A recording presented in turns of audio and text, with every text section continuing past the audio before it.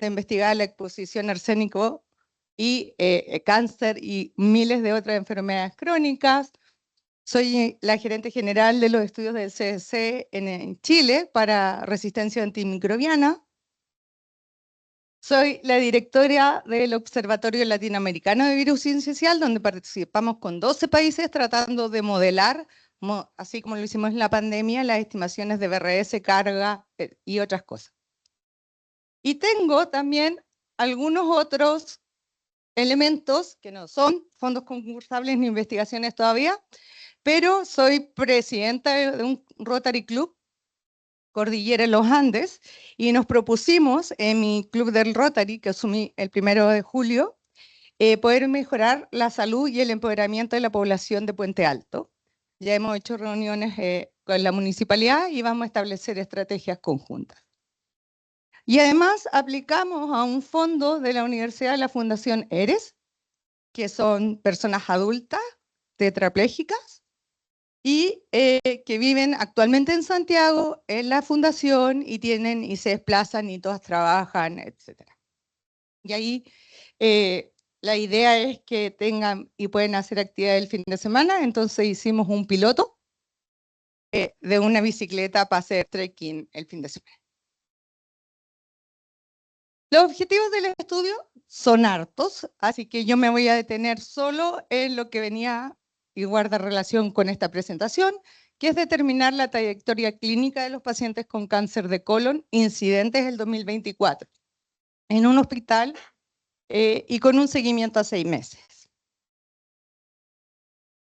El cáncer de colon en Chile, su cobertura, ya lo vimos bastante bien, ¿ya? Pero solo quiero reforzar los tiempos que no se ven, ¿ya? Que son, para efectos del diagnóstico, 45 días desde la sospecha hasta el informe de la biopsia positiva, ¿ya? Y ahí hay un traspaso medio mal construido, porque en el fondo también en la norma interna del servicio dice que el plazo para informar las biopsias son 45 días hábiles. Entonces se desplaza. Entonces hay una contraposición en la normativa.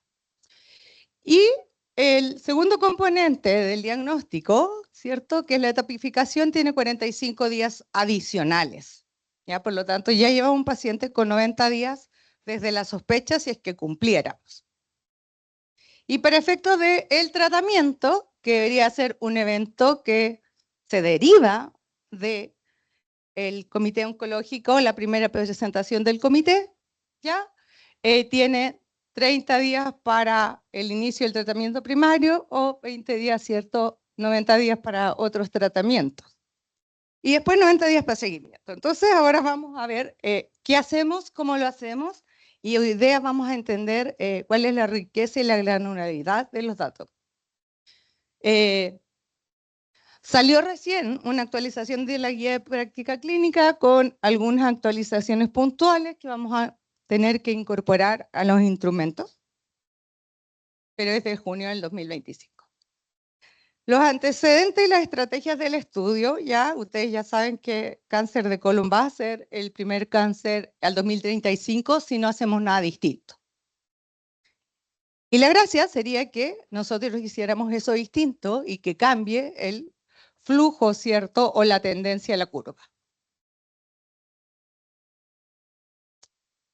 Y las estrategias del estudio son estas: optimización de las personas con cáncer de colon. 1 minuto. Empresa pública, hospitales. Empresa pública, Codelco. Bueno, obviando el último accidente. Las dos empresas públicas se deberían regir por la misma normativa, ¿cierto? Tomar decisiones de inversión sobre el mejor retorno en la inversión. Y hacer una planificación estratégica de cuántos kilos de cobre quiere obtener, con qué grado de finura, etc. ¿Eso lo hace Codelco? Perfecto, perfecto. ¿Y por qué no hace lo mismo en los hospitales? Porque yo he entrevistado a varias jefas de control de gestión en los hospitales y solo reciben documentos, ni siquiera los miran. Ni siquiera me dice, está muy rojo, como si fuera un termómetro. O estamos bien, quédese tranquilo. ¿Ya? No estoy hablando de esto del Sotero, estoy hablando de toda mi experiencia, 20 años trabajando, haciendo estudios en los hospitales. El estudio es grande, así que vamos a tener una N gigante, es en todos los SPAM, todos los CT y los 4 hospitales. La idea es tener toda la población que tenga cáncer e incidentes. ¿Cuál es el punto de partida de esto? Y es esta complejidad, ¿ya? Y eso es del CEPAL. En el fondo, nosotros tenemos un paciente que va a tener que atravesar, nadar, cruzar hoyos, baches, semáforos, piedras, etc. Que algunas vienen de deficiencias del sistema. Falta la gente para que hagan la endoscopía. Ya. Otras vienen de no saber. No saber que yo que hago este procedimiento, por ejemplo, de evaluación de función pulmonar, si tengo una evaluación de función pulmonar por asma versus una por sospecha de cáncer, debería ser la de sospecha de cáncer antes que la otra, por ejemplo. No hay quien le diga, ¿ya? Y por brechas ya culturales, sociales, etcétera, y de acceso a los servicios. Entonces, no sé quién, Bruno, me vais diciendo 5, 5, 5, ¿ya? Lo importante es que nosotros teníamos que saber, ¿me lo va a decir usted? ¿Me lleva el tiempo? Por favor. Ya, es cómo es el flujo general dentro del servicio de salud para todos los pacientes. Después, y marcamos en rojo aquí está todo este grupo de pacientes, ciertas personas que vienen desde la atención primaria y que tienen que llegar a alguna parte aquí, a la atención secundaria o a la terciaria. Después definir cuál es el flujo que tiene un paciente, si es que tiene sospecha de cáncer, en su glosa, ¿cierto? En su hoja de derivación. Y efectivamente sí, hay algunos flujos que se agilizan y hay otros que lentecen aún más el paso. Y el trabajo de campo, entonces, cuando dijimos ya, bueno, tenemos estos dos flujos, ¿qué variables vamos a ir a recolectar en qué instancia? ¿Ya? Como queríamos hacer bien las cosas, y esto es muy importante, al estándar Codelco, ¿ya? El mejor estándar posible pasa porque usted tenga una definición total de todos sus procesos. Porque a lo mejor lo que te está alterando tu N final es que la secretaria que recepciona la interconsulta del SOME trabaje solo hasta las 2 de la tarde. Y entonces lo que hay en la tarde no llega y se queda acumulado para el día siguiente. Y escribimos todas las instancias, entonces para eso validamos con 4 fuentes de información, primero todas las prestaciones de las carteras LEP garantizadas por el Estado, después todas las guías de práctica clínica, ¿ya? Recomendaciones sin cobertura, después lo validamos con la guía ASCO, pensando en que este modelo, un modelo que usted va a meter sus datos y al final del día le va a decir, si usted quiere mejorar su rendimiento al doble, en productividad de diagnóstico de cáncer de colon, debería invertir en un cirujano, 2 ecógrafos y tantas horas pabellón. ¿Ya? Bien específico y bien detallado. Y después lo pasamos igual por médicos oncólogos y los cirujanos del Sotero. ¿Ya? Desafíos de los epidemiólogos, de las enfermeras y de nosotros ha sido múltiple. ¿Ya? El sistema Pulso es súper completo, pero no tiene mucha integración, entonces tenemos que hacer mucho trabajo de minería de datos, pero está la información que es lo importante. Está la información tan estandarizada que ya tenemos los POE en caso de que nos resulte positivo porque se va a disponibilizar el modelo como bien público.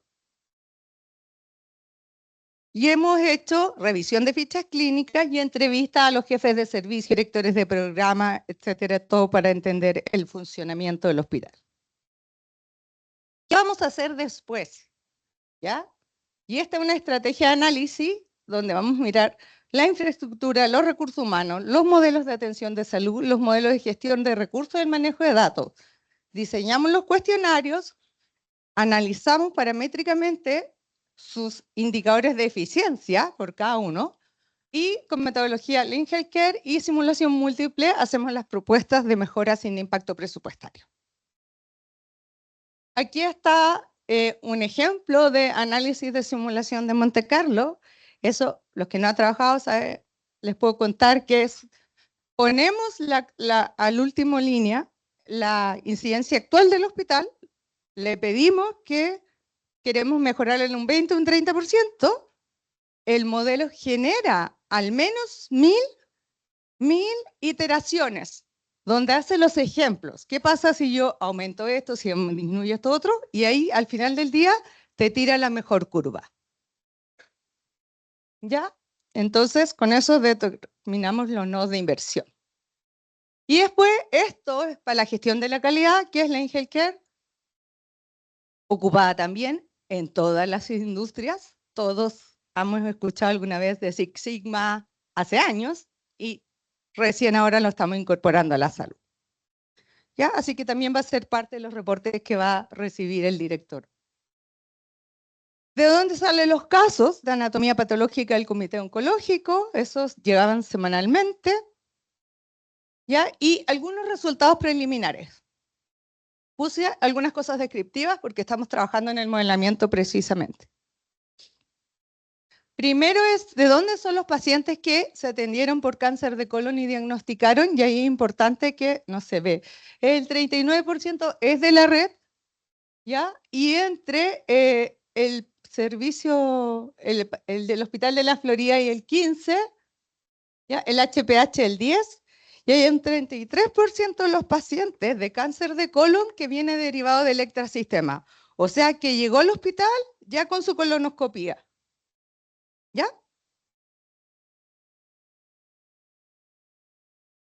En características sociodemográficas vemos hombres y vemos mujeres. En general son mayores de 60 años.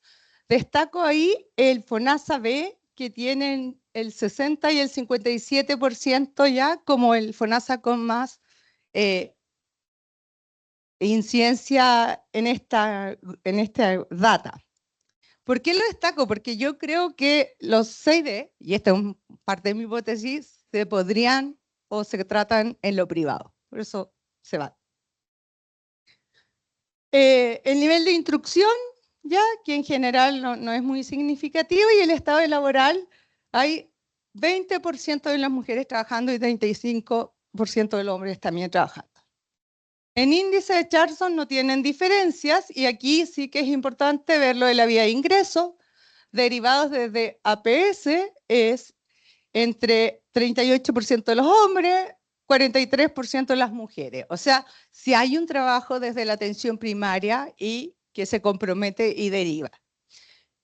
Y derivados, ya, desde el servicio de urgencia y el 41 y el 36% de las mujeres. En cuanto a la calidad de los registros, de ese registro hospitalario están súper bien, sobre el 95% tiene histología, ¿ya? Así que cumplimos bien esa norma en la IARC. Y el estadio, y aquí viene lo más penoso, ¿cierto? Es que más del 50% en ambos sexos está en estadio avanzado 3 o 4. Estas son determinaciones de tiempo que son administrativas, como decía, y son relevantes. Esta para cumplir la garantía diagnóstica del cáncer de colon según la oportunidad de la confirmación. ¿Sí? Entonces lo que tenemos primero es algo que es propio del paciente, que es el tiempo desde el inicio de los síntomas a la primera consulta. Y ahí vemos cómo los hombres tienen menor tiempo y las mujeres en casi todos los cánceres tienen cercano a 2 meses. Desde, incluso las de cáncer de mama, ¿ya? Los hombres consultan antes, para eso es más laraco, no sé. Después, en cuanto al tiempo, desde la sospecha a la toma de la biopsia, y vemos una diferencia, ¿cierto? los tiempos cuando va por vía sistema. APS y derivados desde el sistema, ven ustedes que tienen medidas de 130 días y 153 para el caso del hombre si venía de APS. O sea, ese médico que le generó bien el diagnóstico tuvo que esperar todo ese tiempo. Y el paciente también con su angustia. En cambio, cuando ingresan con la urgencia, bueno, lo dejan a veces hospitalizado y del extrasistema ya los menores son la mitad de los días de espera con respecto a los que se trata del sistema. Tiempos desde la primera consulta a la derivación con el especialista. Esto es importante y este es muy poquito porque el Sotero tiene bien implementado el programa, ¿cierto? Con la enfermera y los otros especialistas. Tiempo desde la derivación a la atención con especialistas, 50 o 44 días. Y aquí abajo vemos los hitos más importantes desde la atención con el especialista y las indicaciones que da. Por ejemplo, desde el especialista a la colonoscopía ya pasaron 46 días en hombres, 94 días en mujeres. A la indicación del TAC-TAP, 46 días y 98 en mujeres. ¿Ya? Y en la biopsia 75 y 103. Entonces después miramos cómo cumplimos este indicador, que es desde la sospecha diagnóstica hasta el resultado de la biopsia. Lo cumplimos, aquí lo ven en dispersión con sus intervalos de confianza, eso son los 45 días, en el 31% de los hombres y el 36% de las mujeres. El diagnóstico, la garantía GIES, el resto quedó fuera. Y después tenemos la garantía de oportunidad del tratamiento. ¿Ya? Me voy a tratar de apurar, no sé cómo está. Pero ahí también hay grandes diferencias, ¿cierto? Desde la primera consulta clínica, por ejemplo, hasta el inicio del tratamiento. Los hombres 91 días, 88 días las mujeres, versus desde la confirmación diagnóstica, desde la biopsia positiva, y ahí se acorta el plazo en el fondo, 34 y 36 días. O sea, cuando uno hace el recorrido, cuando el sujeto ya está operado y ya tiene su biopsia y todo, eso funciona mucho más rápido. ¿Ya? Lo mismo que el tiempo hasta la cirugía, también 94 días y 86 días desde la primera consulta. Y los tiempos de los accesos a los tratamientos de cirugía y quimio o quimio sola, 90 días, 95 si va con cirugía entre medio, 25 versus 22 días si va directo a la quimio. Y ahí tenemos en el fondo un mejor cumplimiento de este indicador del tratamiento, ya 64% cumple en los hombres y 87 en las mujeres. También tenemos garantías GIES de otras cosas, no les voy a exponer, pero quiero que sepan que hay más, hay más. Y de eso más, quería destacar los casos que eran pacientes con comité oncológico antes del tratamiento primario, que no alcanza a ser en total el 21%. O sea, el 80% de los casos no pasó por comité oncológico o lo tuvo después de ya haber recibido la cirugía. La intención del tratamiento ya en la mitad de los casos es curativo, ¿ya? Y la letalidad, porque todavía no llevamos un año de observación, a los 30 días post inicio de tratamiento primario debe de una, y yo quería destacar la letalidad del primer año, que es 18 y 22%. Debería ser menos de 5, si tuviéramos los datos del acto. Ya, ¿qué vamos a hacer o cómo vamos a lograr analizar toda esta manga de datos? Porque les quiero decir que son más de 700 por cada cáncer. Y ahí estamos trabajando con el grupo de la Carla ya en una metodología que se llama modelos ocultos de Markov, que es el que nos permite hacer las simulaciones múltiples y creamos macroestados o microestados que son los que generan o no los movimientos. Por ejemplo, un pase quirúrgico. Eso genera algo, ¿cierto? Y para eso se trabaja con modelos de inteligencia artificial, de Attention y LSTM, ¿ya? Para hacer cuáles son las variables que se van juntando y cómo se van juntando y cuándo hay que separarlas, ¿ya? Eso. Y lo que llevamos modelado hasta ahora, con los datos que tenemos, llevamos como 3 meses más o menos iterando y hasta ahora alcanzamos como un 85% de precisión en el valor pronóstico que vamos a tener con el modelo. Así que cuando terminemos de tener todos los datos, probablemente tenga más exactitud aún. ¿Y cuáles son los próximos pasos? Cerrar el trabajo de campo, terminar de validar las bases de datos, continuar haciendo los modelos, tanto para las capacidades, para que el director o quien corresponda decida invertir, y para las trayectorias, que eso tiene que ver con la gestión y el trato muchas veces a las personas.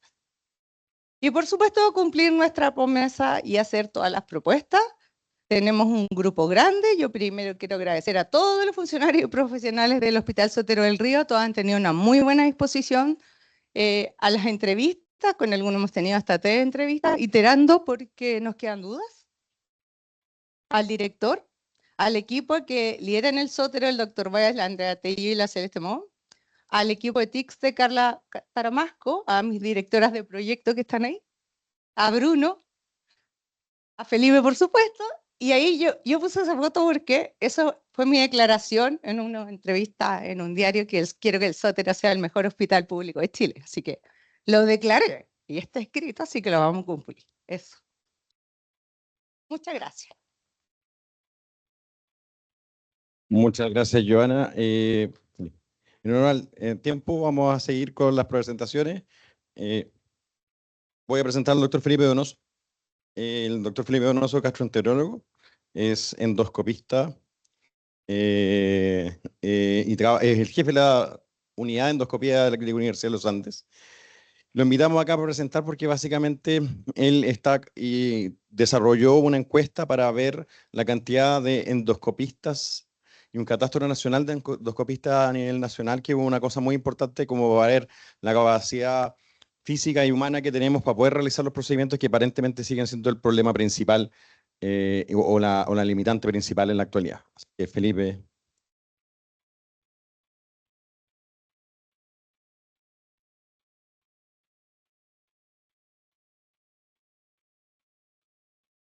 Bueno, muchas gracias.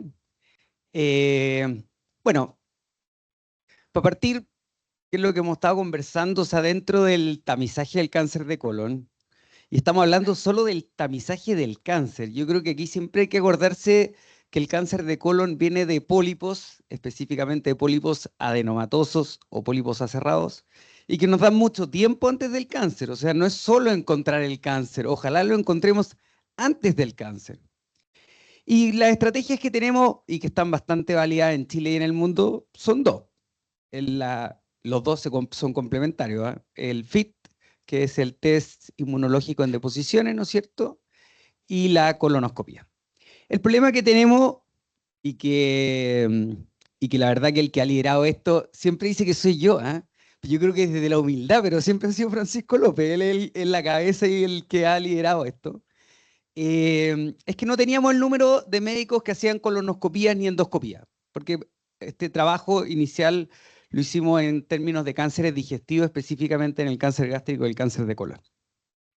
Entonces, nuestro objetivo principal fue poder saber cuántos endoscopistas y colonoscopistas existen en Chile, saber el grado de formación que tienen, los procedimientos que realizan, la distribución regional y poder compararnos con programas de tamizaje internacional, ¿ya? De manera de poder determinar nuestra falencia y poder ver la necesidad de programas de formación con respaldo universitario. Entonces, bueno, acá está, estuvo liderado en el Centro de Estudios Digestivos y el Centro del Cáncer de la Universidad de los Andes. Acá están los integrantes. Fuimos apoyados desde Japón desde la Universidad de la Prefectura de Kioto por el doctor Yoshida, que también es profesor visitante de nuestra universidad. Y la verdad, y tuvimos los respaldos bastante transversal. Ya quisimos que esto no fuera algo nuestro, sino que algo nacional. Por lo tanto, pedimos la participación de la Asociación Chilena de Endoscopía, en la cual participo. Está también cirugía muy bien representado por el Departamento de Cirugía Endoscópica, el Departamento de Cirugía Gastroesofágica, la Sociedad Chilena de Coloproctología y la Sociedad Chilena de Gastroenterología con sus filiales. Por lo tanto, tuvimos el apoyo de todos para poder llegar al máximo de personas y poder hacer este catastro. Entonces, ¿qué es lo que hicimos primero cuando nos juntamos? Bueno, ahí hubo un trabajo bastante de hormiga, que le agradezco a los dos residentes de endoscopía terapéutica que tenemos, porque tuvieron que estimar el número de médicos endoscopistas. ¿Y cómo lo hicieron? Lo hicieron por regiones y fueron buscando centros, hospitales, clínicas, centros de endoscopía y buscando a los médicos que trabajaban en esos centros. Y de esa manera llegaron a un estimado, que obviamente que es un aproximado, y ese número aproximado quisimos corroborarlo. ¿Cómo lo podíamos corroborar? Si estaba aproximadamente adecuado o no. Lo que hicimos fue, obviamente los médicos que hacen endoscopía ocupan torres de endoscopía y insumos de endoscopía. Por lo tanto, nos acercamos a la industria farmacéutica, o sea, no solo no farmacéutica como tal, pero industrias asociadas a la endoscopía porque que venden torres, equipos e insumos endoscópicos. Y la verdad que el número era relativamente coincidente. El número que nosotros llegamos era 634. Obviamente que es una aproximación. Puede ser que sea un poco menos, puede ser que sea un poco más. Y que después estadísticamente lo corroboramos, que ahí se lo voy a mostrar más adelante. Entonces lo que hicimos fue hacer una encuesta con un REDCAT bastante simple, en la cual uno se metía a través de este botoncito, llegaba a través del mail, llegaba a través del WhatsApp, a través del mensaje. Yo creo que mucha gente me estuvo odiando en ese periodo de tiempo, porque fue por varias veces que lo hicimos. Y lo que se hizo fue la distribución a los distintos centros que habíamos comentado. Una vez que habíamos alcanzado un porcentaje inicial de respuesta, lo que hicimos fue ver los médicos que habían respondido y definimos algunos médicos por región y por centro que nos parecían que eran como más relevantes o que eran referentes, y les pedimos a ellos que nos corroboraran la lista de los médicos de sus regiones y de sus centros de trabajo, y que pudieran también darle un impulso a la gente que faltaba. Nadie quiere ser como el deudor, el que no ha respondido la encuesta. Poníamos por centro y poníamos los que habían respondido y los que no habían respondido. Entonces le llegaba dirigidamente a los que eran deudores. Y después repetimos el proceso.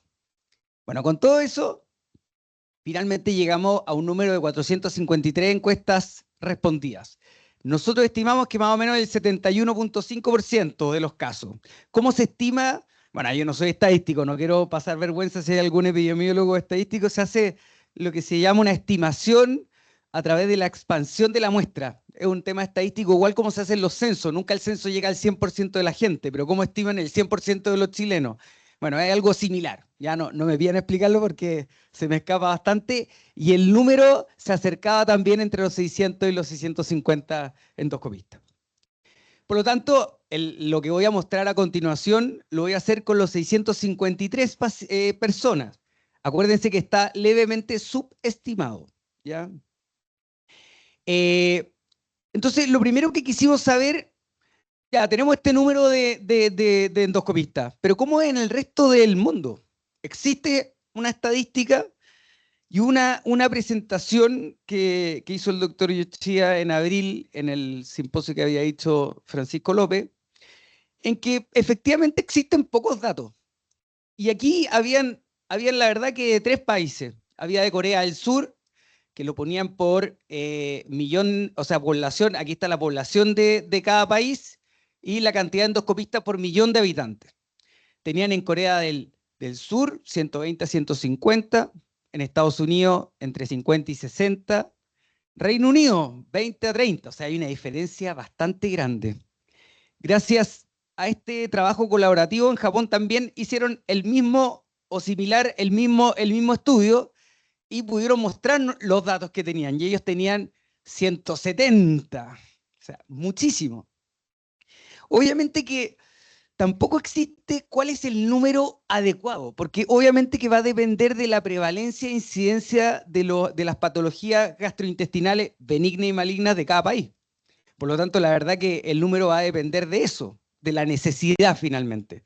Pero claramente uno tiende a pensar que probablemente Japón no creo que tenga tantas veces más que el Reino Unido problemas gastrointestinales. Probablemente o aquí tenemos un déficit o aquí tenemos muchos médicos endoscopistas. Así que para los que hagan endoscopía no se vayan a Japón. Claramente no hay trabajo. Y quisimos saber cuánto sería lo de nosotros si hiciéramos con los 453. Y cuando lo vemos, teníamos 453 en una población censada de 18.480.432 personas, que esta es la censada en el año 2024, y nos dio un rango no tan malo. O sea, bueno, no tan malo dependiendo del país. En comparación con el Reino Unido estamos parecidos. 25 por millón de habitantes. O sea, ellos estaban entre 20 y 30, estamos casi como país desarrollado. Y yo lo llevé a una cifra como por 100.000 habitantes, que es 2.45, está aproximado, por eso sale 25, para no poner 24.5, pero es importante por los datos. Entonces, estamos muy bajo Japón, muy bajo Corea del Sur, pero al menos con el Reino Unido estamos relativamente similares. Pero tenemos una diferencia con el Reino Unido, y que lo vamos a hablar más adelante. Lo segundo que queríamos saber es qué tan bien formados están nuestros médicos. Y la verdad, bueno, aquí también puede haber un sesgo, porque probablemente, o lo que suponemos, porque no tenemos cómo comprobarlo, es que los médicos que estaban peor formados probablemente son los que no contestaron la encuesta, probablemente, porque es más difícil llegar a ellos. Pero al menos fue satisfactorio, porque si lo pensamos, del 100%, más o menos el 85% tiene una formación universitaria. El 50% son gastroenterólogos, el otro 30%, o sea, 25% son cirujanos, pero formados en sentido de que son o coloproctólogos, o cirujanos digestivos, o cirujanos endoscopistas con formación formal en endoscopía. Hay un 10% que son de pediatría, es decir, cirugía infantil y gastroenterología infantil. O sea, tenemos un 85% de gente con formación universitaria. Y el 15% restante, o son cirujanos generales, o son médicos internistas, o medicina general. Probablemente también hay alguna gente de medicina familiar puesto como tal, ¿ya? Pero que no estaba esa posibilidad. Entonces, no estamos tan mal, pero el problema que tenemos es que, a diferencia del Reino Unido, nosotros somos un país tremendamente largo y tremendamente despoblado. Siempre hay que acordarse de eso, pues no es tan fácil. Si todos viéramos en Santiago sería súper fácil, pero el problema es que tenemos un país muy, muy largo.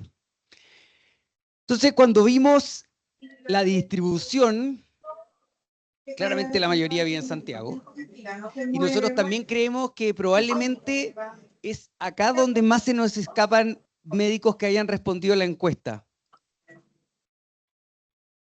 ¿Ah? ¿Podrán cerrar el micrófono ahí?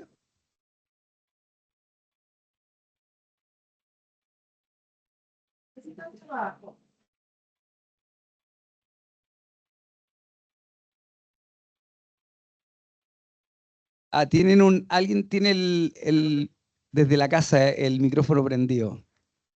Ah, muy bien, estamos listos entonces. Gracias, Felipe. Cuando vemos la distribución por regiones, obviamente que la mayoría vive en Santiago, un tercio de la población vive en Santiago, 7 millones de habitantes. Y el resto es un poquito más parejo, obviamente que en general hay una relación que a mayor población hay mayor cantidad de endoscopistas, por eso que después viene Biobío y viene Valparaíso. Entonces quisimos poner los 453 por región, pues aquí se los puse, y cada 100.000 habitantes. La verdad que me sorprendía, ¿eh? Yo siempre dije, no, Santiago se lleva casi la mitad de Chile desde la ignorancia. Después viene Valparaíso y Concepción, o Biobío, y después viene todo el resto que deben ser muy chicos, pero es impresionante cómo el Maule tiene más de 1 millón de habitantes, desde la ignorancia y un aprendizaje personal. Coquimbo casi 1 millón de habitantes. O'Higgins casi 1 millón de habitantes, o sea, han crecido muchísimo. Pero claro, aquí tenemos por por distribución cada 100.000 habitantes. Entonces tenemos, en nuestra estadística, tenemos el Maule con 1.07 cada 100.000, o sea, muy, muy bajo. Y que sería más o menos 10, o sea, muy bajo lo que tiene el Reino Unido. Y hay otros, como por ejemplo Aysén, que tiene 4.96, o 49 se podría decir, si lo pusiéramos en 1.000.000 de habitantes. Uno diría, no están tan mal. Pero aquí también hay que tener ojo con los datos. O sea, si vemos el número, son 5 personas en Aysén. Y el tamaño de Aysén es gigante. O sea, lograr llegar a esa población que está tremendamente poco concentrada es cómo les llevamos una colonoscopía a esas personas. Vamos a tener que tener un bus, el bus del colon, con un colonoscopio arriba. O sea, es súper difícil. Tenemos que pensar que es mucho más fácil tenerlos todos concentrados. Pero, por lo tanto, aunque estos son datos duros, obviamente que aquí importa mucho también la superficie de la región y la disponibilidad de llegada a esta gente. Nosotros, insisto, yo creo que de la diferencia entre los 453 y los 600 y tanto, la mayoría son de Santiago. ¿Ah? Es una sospecha nuestra porque en regiones la gente se conoce. O sea, en Arica 5 personas, en Tarapacá 4 personas. Son pocos centros médicos que hacen endoscopía y colonoscopía y los médicos que las hacen se conocen. Por lo tanto, es muy fácil saber el total. A diferencia de Santiago, que tiene muchos centros que son más pequeños y que muchas veces los que hacen endoscopía ahí tampoco son conocidos por el resto de la gente. Por lo tanto, vemos que hay una diferencia importante dentro de las regiones, en lo que yo decía, en el norte. O sea, obviamente, el que trabaja en Iquique probablemente es fácil atender a la gente de Iquique, pero hay poblados que están fuera de Iquique en el fondo. O en el sur, o la Isla Pascua. Entonces, aquí me quise enfocar en lo que me pidió Felipe, que era prevención de cáncer de colon, porque aquí estoy hablando de endoscopistas, hacen endoscopía alta y endoscopías bajas. Entonces, vamos a diferenciar las técnicas.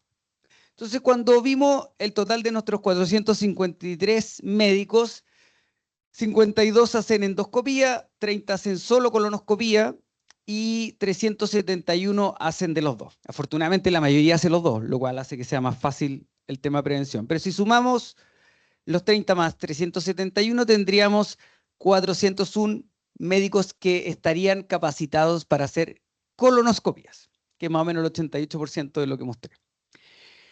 Entonces ahora tratemos de aterrizarlo. Entonces, lo primero es, vamos a aterrizar los médicos que hacen colonoscopía. Pero lo segundo es que vamos a aterrizar a la población que queremos estudiar. No queremos estudiar a los 18 millones de personas, queremos estudiar a los pacientes que están en riesgo o que les hacemos estudios preventivos de cáncer de colon, que son los pacientes entre 45 y 75 años. Y eso corresponde a 6.053.199 pacientes. O sea, tenemos 401 endoscopistas o colonoscopistas para 6 millones de personas. Y eso ya nos da un número un poquito mejor. Nos da 6.63 cada 100.000 habitantes. Volvemos a lo mismo. Acá hay una distribución regional, hay mucho análisis que es importante hacer. Entonces, si pusiéramos una hipótesis, hiciéramos el FIT, que es el test inmunológico fecal, y nos dieron una positividad del 5%, efectivamente esto varía. En Japón tenían 2.8 de positividad, y lo que mostró Francisco era un 17 o 15, no recuerdo. Pero si le pusiéramos un 5, que parece algo como relativamente razonable, de esos pacientes serían 302.660. Tenemos 401 colonoscopistas. Entonces dividí la cantidad de pacientes por colonoscopista. Eso serían 755 colonoscopías en un año, por médico. Ya pongámoslo al mes, más fácil. 63 colonoscopías por mes.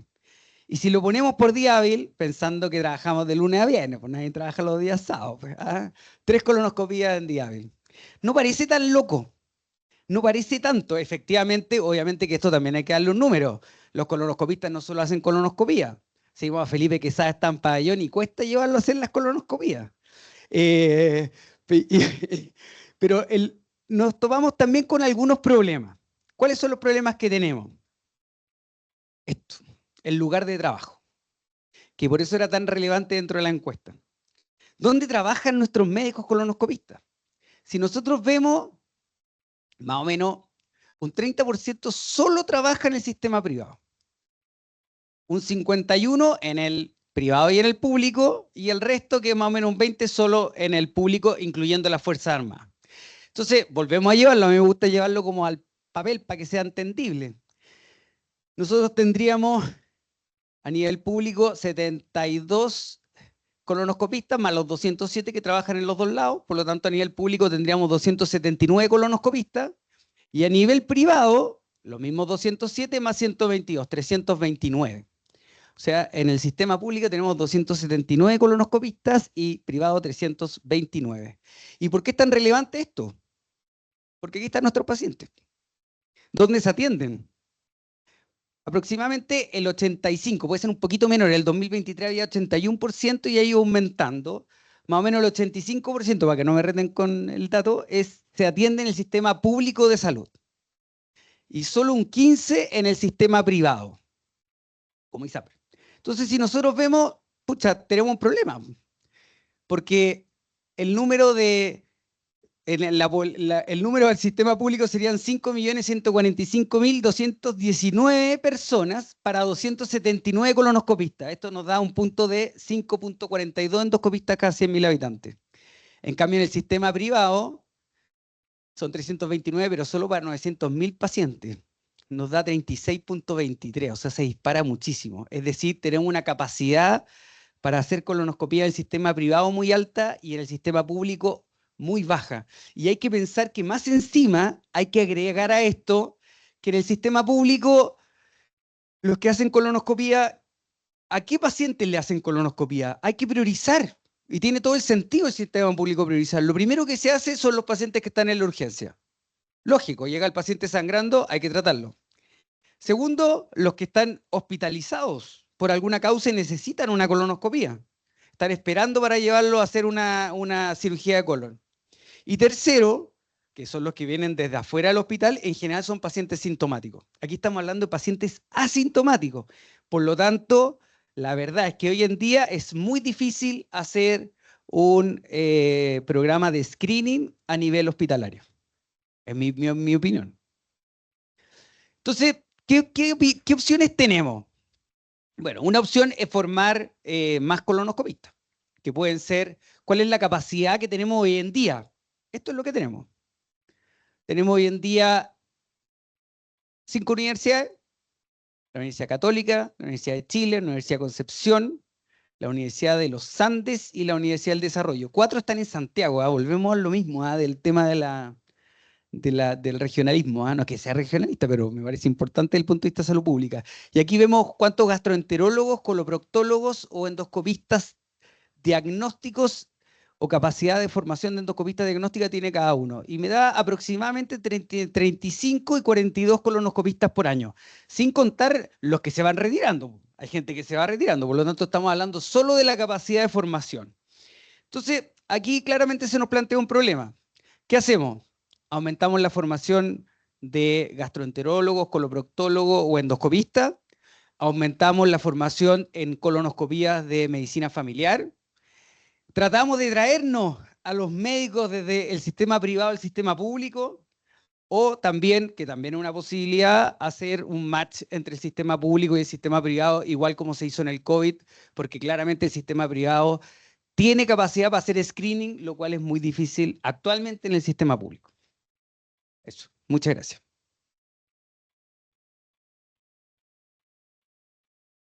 Muchas gracias, Felipe. Vamos a ir avanzando rápido porque nos queda poco tiempo y queremos intentar hacer una mesa redonda. Nuevamente nos dejo con Nicolás Silva. Nicolás va a tratar en breves 10 minutos intentar de presentar un poco los resultados de la actualización del estudio de costo-efectividad. Y posterior a eso también agregamos una presentación más también, pero que Nicolás mismo nos va a contar acá y va a presentar a Constanza para presentar. ¿Ya? Así que eso.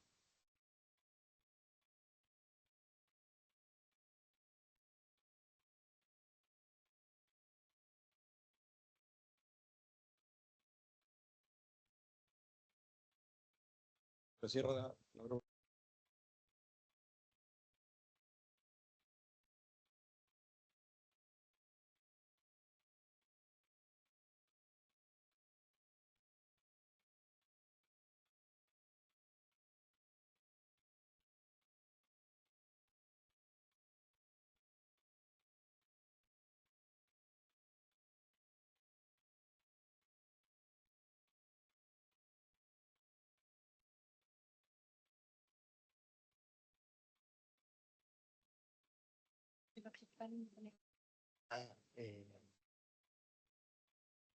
Ya, oye, queda poco tiempo y queremos ser puntuales. Imagino que ustedes están cansados también, entonces, y el tema que viene ahora suele ser un poco denso a veces. Entonces voy a hacer lo posible por hacerlo lo más ameno posible. Lo que les voy a contar ahora es un trabajo que hicimos en SECAN de un estudio de costo-efectividad de tamizaje de cáncer colorectal. Nuestro equipo, trabajamos personas que están en la Universidad de Chile y en la Universidad de Stanford. Es un proyecto en conjunto que tenemos con la Universidad de Stanford hasta el 2027. Entonces el financiamiento es de ANID y de Stanford Impact Labs. Entonces, antes de partir, como voy a ir después rápido, me voy a saltar quizás la parte como del modelamiento estadístico, pero como lo importante es interpretar bien los resultados, quiero contarle a ustedes cómo se interpretan los resultados, para que después entendamos todas las figuras. Así que voy a gastarme unos 5 minutos explicando esto, cosa que después sea más fácil. Entonces, ¿qué tipo de análisis hacemos nosotros? Uno es lo que llamamos eficiencia relativa, y en este caso hablamos de una frontera de eficiencia. La jerga que ocupamos es la siguiente. Vamos a evaluar varias estrategias de tamizaje, hacer test de sangre oculta inmunoquímico, inmunológico y colonoscopía en distintos rangos de edad y con distintas frecuencias. Una vez que tenemos todas nuestras estrategias, que fueron cerca de 70, vemos cuántos costos adicionales implica cada una de ellas y cuántos beneficios adicionales en términos de años de vida ajustado por calidad implica cada una de ellas. Y luego las ordenamos. Entonces, en la primera parte donde hablamos de eficiencia relativa, lo que hacemos es ver cuáles alternativas son más costosas en comparación con otras, produciendo los mismos beneficios en salud. Entonces, por ejemplo, si hay una alternativa de tamizaje que produce 10 años de vida ajustados por calidad y es más costosa que otra, esa alternativa es ineficiente, y en la jerga que se ocupa es que decimos que está dominada por una alternativa que es más eficiente. Eso nos permite ordenar todas las alternativas en términos de cuáles son eficientes y cuáles son ineficientes, entendiendo por ineficiente una estrategia que produce el mismo beneficio a un costo mayor. Pero eso es una eficiencia relativa, porque las comparamos todas entre sí. Y la eficiencia absoluta tiene que ver con decir, bueno, de todas las que tenemos, ¿cuál es la más eficiente para el sistema de salud chileno? Y eso requiere que digamos cuánto estamos dispuestos a pagar por un año de vida ajustado por calidad. ¿Ya? Entonces son dos comparaciones distintas. Traje unos ejemplos para que podamos primero entenderlo. Entonces, necesito introducir un concepto que es el umbral de costo-efectividad, que habitualmente lo ocupamos el símbolo lambda para ejemplificarlo. El umbral de costo-efectividad es el costo de generar un QALY o un año de vida ajustado por calidad en el sistema de salud chileno. ¿Ya? Entonces, ¿cuánto cuesta para el sistema de salud generar un año de vida ajustado por calidad? ¿Cuánto es necesario invertir para generar un año de vida ajustado por calidad? No hay cifras muy buenas, no hay estimaciones nacionales muy buenas de esto, pero lo que sabemos por la literatura es que pareciera razonable ocupar valores que van entre 0,3 a 1 PIB per cápita. Es decir, un año de vida ajustado por calidad adicional al sistema de salud le cuesta hoy en día entre 0,3 y 1 PIB per cápita. Eso es lo que sabemos hasta ahora. ¿Qué es lo que hacemos nosotros? Estimamos algo que se llama beneficio monetario neto incremental. ¿Qué es lo que hacemos acá? Ustedes se fijan, supongamos que tenemos dos alternativas, una alternativa A y una alternativa B. Acá está el costo de la alternativa B, que es más costosa. Entonces, este es el diferencial. Estos son los costos adicionales de una alternativa. Supongamos que lo A es no hacer tamizaje y lo B es hacer tamizaje. Esto es el costo adicional de hacer tamizaje.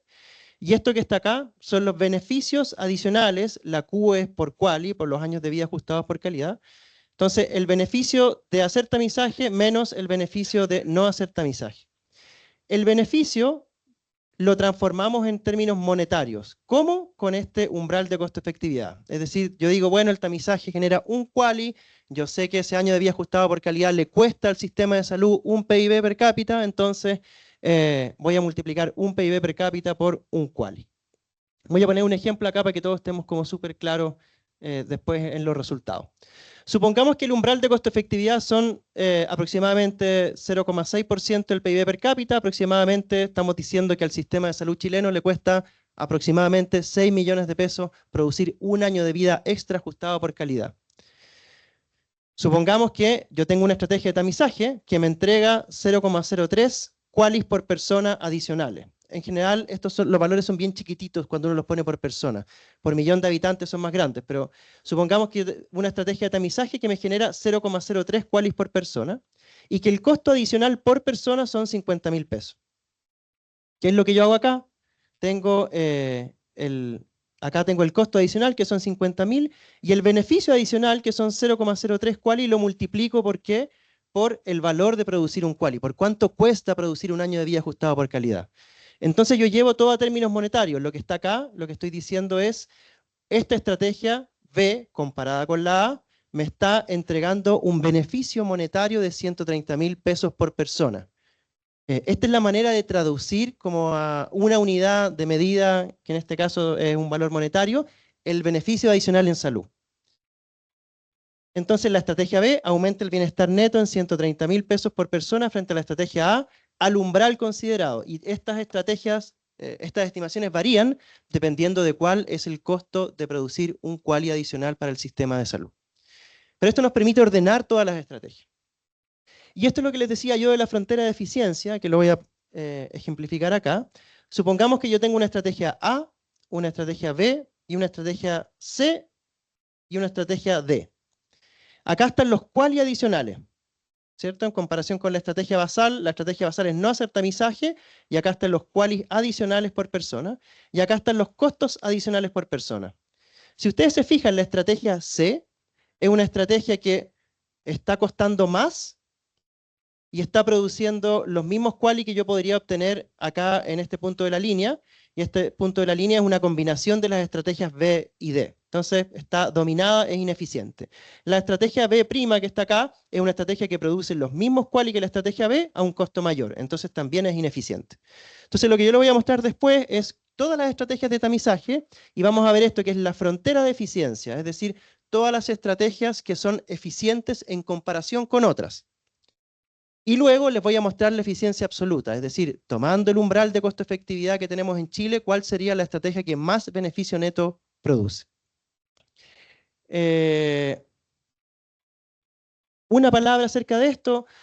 Nosotros ocupamos un modelo matemático. ¿Por qué ocupamos un modelo matemático para hacer esto? Ustedes saben que, no sé, por ejemplo, existen ensayos clínicos que estiman la efectividad del test inmunoquímico cada 2 años entre una población entre 50 y 70 años. La pregunta que nos hacemos nosotros es, bueno, ¿y qué pasa si hacemos un test anual, o cada 2 años, o cada 3 años, en una población de un rango de edad distinto? No tengo suficientes ensayos clínicos para poder evaluar todas las estrategias. Por lo tanto, lo que hacemos es reemplazar estos ensayos clínicos por un modelo matemático que simula la historia natural del cáncer de colon. Estas son todas las estrategias que evaluamos, que fueron 77. Colonoscopía y FIT, con distintas edades de inicio, distintas edades de término y a distintas frecuencias. Por ejemplo, evaluamos colonoscopía empezando a los 45 y terminando a los 85, cada 5 años, cada 10 años, cada 15 años. O colonoscopía empezando a los 50 y terminando a los 85, etc. Todas las combinaciones posibles de edades de inicio, edades de término y frecuencia, que en total son 77, fueron las que evaluamos en el estudio. ¿Qué es lo que hacemos nosotros? Hacemos un modelo matemático que lo que hace es simular esta historia natural del cáncer de colon. Un paciente sano desarrolla un adenoma pequeño, ese adenoma crece, vuelve a crecer, se transforma en un cáncer asintomático. Asintomático puede progresar en forma asintomática en un estadio 1, 2, 3 y 4, o puede hacerse sintomático y también ser detectado en estadio 1, 2, 3 y 4. La persona puede morir por cáncer o puede morir por otras causas. Esta es una simplificación muy, muy grande de un modelo matemático que es súper complejo, que de hecho está alojado en la Universidad de Stanford, y la gracia de ocupar este modelo es que este es uno de los modelos que se ocupa para informar las decisiones de la US Preventive Service Task Force en Estados Unidos, que es muy relevante porque en el fondo las recomendaciones de esa entidad son vinculantes para los seguros médicos en Estados Unidos. Entonces estamos ocupando el mismo modelo matemático que se ocupa en Estados Unidos para hacer esas recomendaciones, un modelo de primer nivel, pero ajustado a la realidad chilena. Y aquí es bien importante porque no les voy a mostrar ninguna cosa de la lata epidemiológica, pero por ejemplo los datos de Paula Margosini y su equipo de incidencia alimentaron el modelo para que ajuste a los datos chilenos. Y no teníamos esos datos antes y gracias al equipo de Paula los podemos tener. Los datos de sobrevida neta que yo les mostré antes están incluidos en el modelo. Entonces hay un montón de data epidemiológica detrás de este modelo que SECAN ha logrado producir. Me voy a saltar toda la parte metodológica para ir a los resultados directamente. Esta es la frontera de eficiencia, se acordarán ustedes. Lo que está acá es no hacer screening. Lo que está acá son los qualis adicionales. En este caso lo pusimos por cada 1000 personas para que las cifras sean un poquito más grandes. Y acá están los costos adicionales por cada 1000 personas. Todo lo que está en la frontera son estrategias que son eficientes. Es decir, todo lo que está adentro o por arriba de la línea son estrategias que cuestan más y que producen el mismo beneficio en salud. Entonces, ¿cuál es el primer resultado que encontramos? Que, dados los costos que tenemos incluidos en el modelo, las estrategias de colonoscopía son más eficientes que las estrategias de FIT. Entiéndase bien, están diciendo que para generar un determinado beneficio en salud son menos costosas. ¿Cuál es un tema como súper relevante acá? Es el precio de la colonoscopía que está incluido en el modelo. ¿Ya? Y ahí hay una discusión con el Ministerio de Salud porque en el fondo no hay muy buena data y los precios que ocupamos nosotros por indicación del Ministerio son los precios de FONASA Movilidad Libre Elección. Y son precios bien, bien bajitos de colonoscopía. ¿Ya? Si uno cambia esos precios, esto cambia y empiezan a aparecer estrategias de FIT que también son más eficientes. Ahora, esto es eficiencia relativa. Lo que tenemos que ir a ver es el beneficio neto monetario incremental absoluto para ver cómo se comparan las estrategias y ver cuál es la más costo efectiva dado el umbral de costo efectividad en Chile. Y eso es lo que está acá. Yo ya les expliqué que el umbral puede ser distinto. En este caso es 0,3 PIB, 0,6 PIB y 1 PIB. O sea, cuánto cuesta producir un quali adicional. Acá están ordenadas las estrategias más eficientes, primero FIT y después colonoscopía. Si ustedes se fijan, las estrategias de colonoscopía tienden a generar un beneficio monetario neto incremental un poquito mayor que el FIT, básicamente porque son mucho más efectivas que el FIT, obviamente, y el costo de la colonoscopía en Chile pareciera ser que, a mí me parece que está un poquito subrepresentado, pero en cualquier caso lo que ustedes ven acá es que las diferencias son bien marginales en términos del beneficio monetario neto incremental. Entonces, dos conclusiones. La primera, de todas las estrategias que modelamos, si ocupamos un umbral de 0,6% del PIB de costo efectividad, que es súper conservador, todas son costo efectivas. Es decir, todas las estrategias de tamizaje que estamos incluyendo acá en este panel, ustedes se fijan, FIT cada un año entre esas edades, esto es FIT de 45 a 80 cada 2 años, todas las estrategias de FIT y todas estas estrategias de colonoscopía producen un beneficio monetario neto incremental positivo. Incluso si el umbral es más bajo, o sea, si decimos que el sistema de salud chileno le cuesta menos aún producir salud, salvo estas dos que se nos quedan acá, la colonoscopía cada 5 años, vuelven a ser eficientes todas. Entonces el mensaje es, el tamizaje es eficiente en el sistema de salud chileno, es costo efectivo. Si es más costo efectivo colonoscopía o FIT, es súper marginal la diferencia entre colonoscopía y FIT. Y uno ve que hay estrategias del FIT, como por ejemplo FIT entre 45 y 80 años cada 2 años, que es muy parecido en términos del beneficio monetario incremental a lo que podemos lograr con colonoscopía. Lo que hemos hecho nosotros es volver a hacer estos análisis y claro, cuando uno varía el precio de la colono, esto cambia bastante también. Hay que preguntarse además que la adhesión o la adherencia a colonoscopía es mucho menor que el FIT. Cuando uno incorpora eso, también el FIT se hace mucho más eficiente.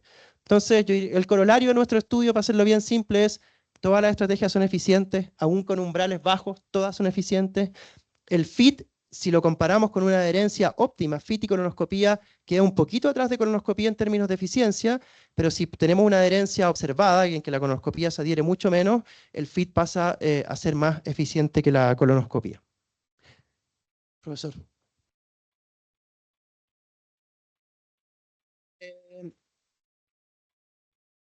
Constanza, ya, vamos al tiro. Constanza, ella es estudiante estadística, estudiante de doctorado en Alemania, en Heidelberg. ¿Heidelberg? ¿Lo dije bien? Ya.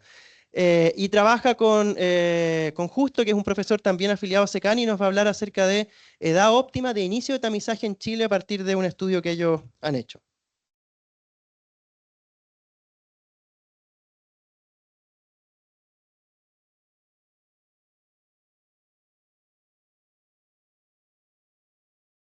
Te dejo con la labor de 10 minutos.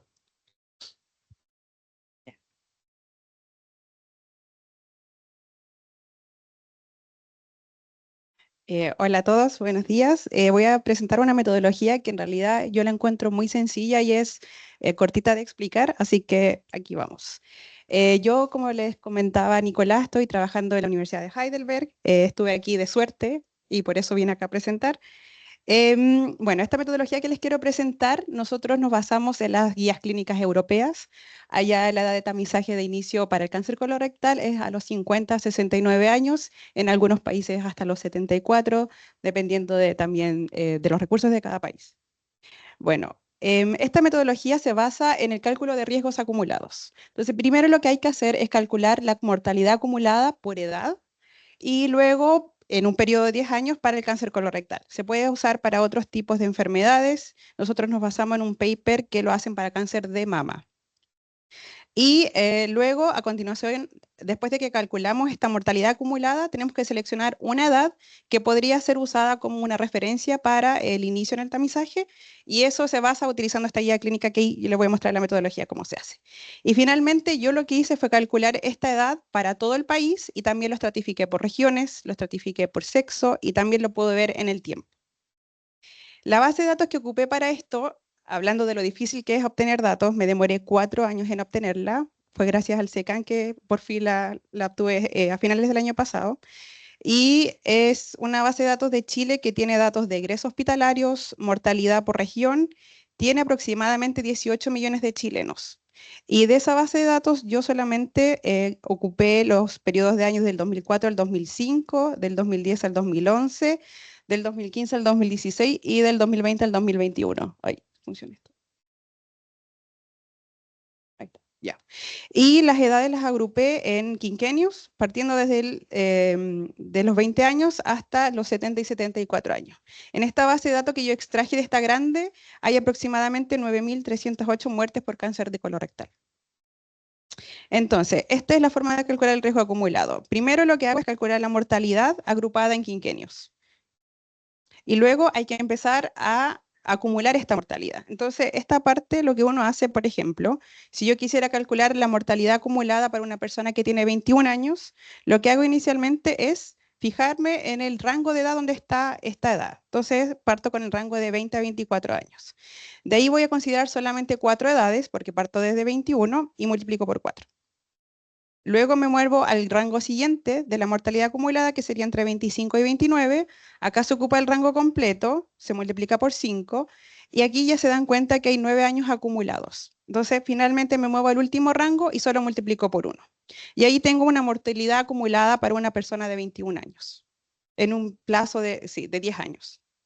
Y finalmente yo calculo el riesgo acumulado con esta expresión en porcentajes, que es 1 menos el exponente negativo de esta mortalidad acumulada. Aquí está un ejemplo de cómo se vería. Por ejemplo, este es un ejemplo hipotético, no es lo que realmente está en la base de datos, pero aquí tenemos mujeres de la región metropolitana y aquí tenemos a alguien de 20 años y su riesgo acumulado sería de 0.03. Eso significa que esta mujer, durante 10 años, el riesgo de morir por cáncer de colorectal es aproximadamente de un 0.03%. Eso significa. Pero tengo en 55 edades y la idea es escoger una que se pueda proponer como edad de tamizaje. Entonces aquí es donde viene lo que nos basamos en la Unión Europea. Como la edad de inicio del tamizaje va entre 50 y 69, escogimos la primera edad, que son 50 años. Ustedes van a Globocan y pueden extraer la mortalidad acumulada de toda la Unión Europea para las personas de 50 años. Y en este caso es un 0.20%. Es decir, una persona que vive ahí a los 50 años tiene un riesgo de morir acumulado en 10 años de un 0.2% por cáncer colorectal. Y entonces, en base a este número, pudimos ver qué edad en la región metropolitana se alcanzaría esa edad de riesgo acumulado, y eso sería a los 62 años, en este caso hipotético. Ahora, lo que se ve en Chile. Aquí lo que hice fue calcular esta edad a la que se alcanza este riesgo acumulado desde el año 2002 hasta el año 2025, que es lo que tengo disponible en la base de datos total.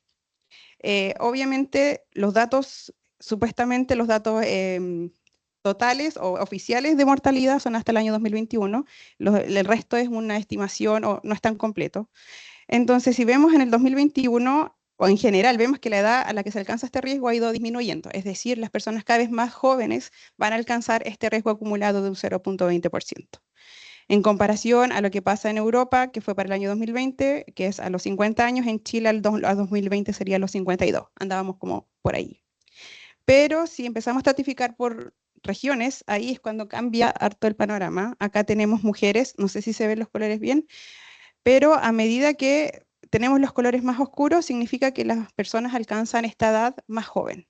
Entonces, en general, podemos ver que a los pasos de los años, en general va disminuyendo la edad que se alcanza el riesgo, en general en todas las regiones de Chile, especialmente acá en el norte, en Antofagasta, es entre los 43 y los 48 años, y también tenemos casos en los que sí se alcanza a edades mucho más mayores, como en el caso de la región de Magallanes.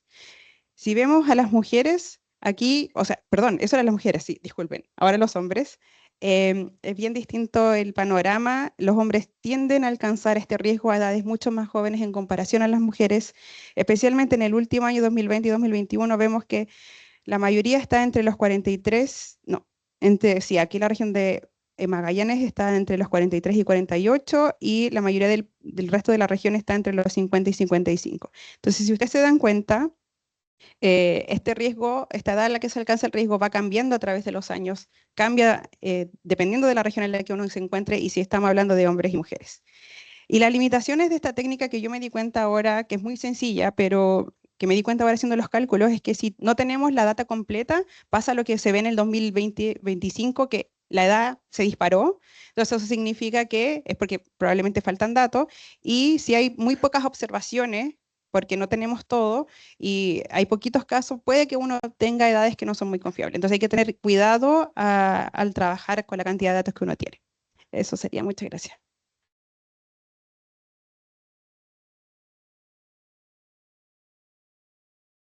Muchas gracias.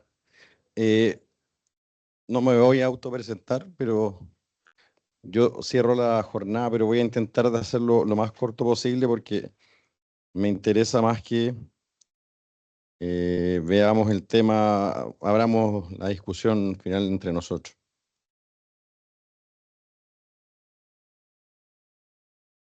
Ahí.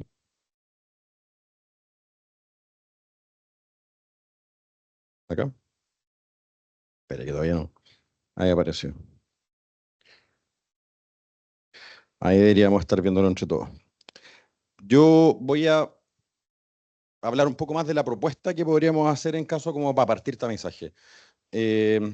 Voy a saltarme un poco porque yo había hecho como una especie de resumen finalmente de todo lo que se ha ido discutiendo, pero ya sabemos que epidemiológicamente el cáncer de colon y recto a nivel nacional es un problema y va a ser un problema mayor. La YARC ya sabe y sabemos que es altamente efectivo hacer screening de cáncer colorectal, puede ser en test basados en deposiciones o técnicas endoscópicas como he hablado toda la mañana. Y ahora también tenemos la soga al cuello porque a nivel latinoamericano la YARC y la OPS nos dijo que tenemos que hacerlo de alguna forma, pero hay que hacerlo.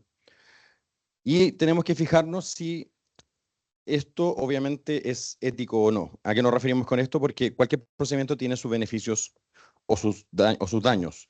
Hacer screening en cáncer de colon, al menos uno sabe que los daños son bajos, los riesgos de perforación de colonoscopía o de sangrado son bajos. El error del diagnóstico tampoco es tan alto, que podría pasar en mama o en próstata, pero y la posibilidad de falso negativo y falso positivo son un poco menor. Aparentemente es un muy buen ejemplo para poder hacer tamizaje. Pero este es el problema. Estos son los datos de la dijera esto fue a enero del 2025. Y lo único que vemos es que las listas de espera de todas las garantías GES, en vez de subieron en la pandemia, y se ve el pico ahí cerca del 2020, bajaron un poco, pero ahí lo único que ha pasado es que siguen subiendo. Todas las listas, esto es todo el GES completo. Pero cuando vemos las garantías retrasadas por las etapas de atención oncológica, sobre todo, y vemos a la derecha el cáncer colorectal, lo principal es el problema de la confirmación, casi el 80-90%. La Joana nos mostró súper bien, estos son datos un poco más antiguos, pero que hay cuellos de botella, la derivación, el tiempo de la biopsia, cuánto se demoran en hacer la quimioterapia postoperatoria, etcétera, etcétera. Y lo mismo tenemos nosotros los datos del registro de cáncer colorectal, y aquí básicamente las cosas importantes que hay es que en la gran mayoría, casi el 50% de lo que se diagnostica en el sótero se diagnostica vía urgencia. Eso significa pacientes que consultaron directamente a la urgencia o que virían con un diagnóstico extrasistema, ¿ya? Y aparte, eso hace, y la gran mayoría de los pacientes, en nuestro caso, lo tratamos nosotros por la quimioterapia y la radioterapia que está centralizada.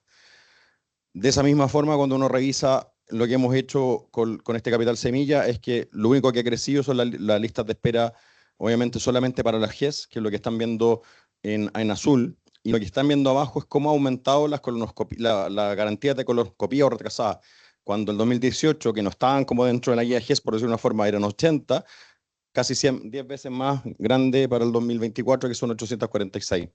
Y la gran mayoría de estas cosas han crecido en términos de, si esto lo ven por años, que son las barras azules más oscuras, donde más problemas tenemos sigue siendo el problema en el diagnóstico.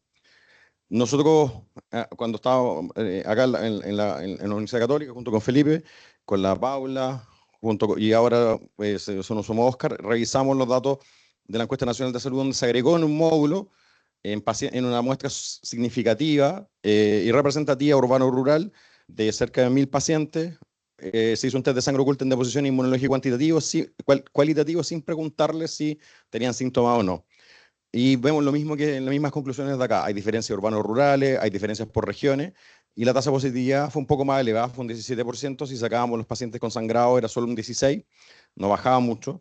Ahora eso tiene que ver con el punto de corte, porque este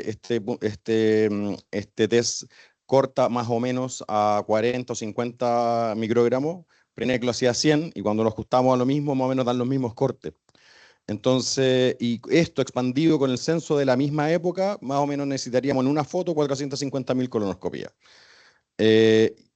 Interesante acá de los factores de riesgo principales que ocurrieron, fueron que Magallanes sigue siendo un factor de riesgo principal, y muy interesante con los datos que mostraban ahora recién, que había bajado un poco la edad, había sido más tardía ahora en los últimos años en Magallanes, que puede ser porque es el único lugar donde se ha mantenido un poco un programa de detección precoz.